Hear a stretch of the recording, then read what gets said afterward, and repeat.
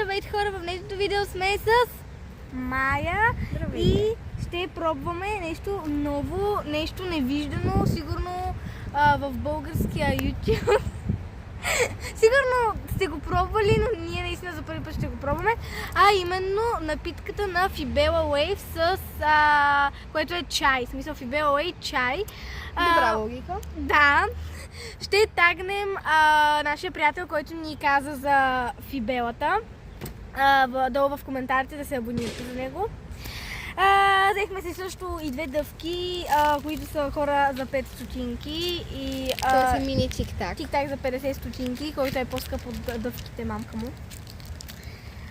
Но иначе ние сме тук не за тези неща, за Fibella Wave чая. Аз и се вълнувам, защото да я знам. Според мен ще е нормален чай, просто ще е на марката Fibella Wave. Мисля, че ще е като Fuse. Поне не е толкова скъп, колкото фибелата Да. 2,60 и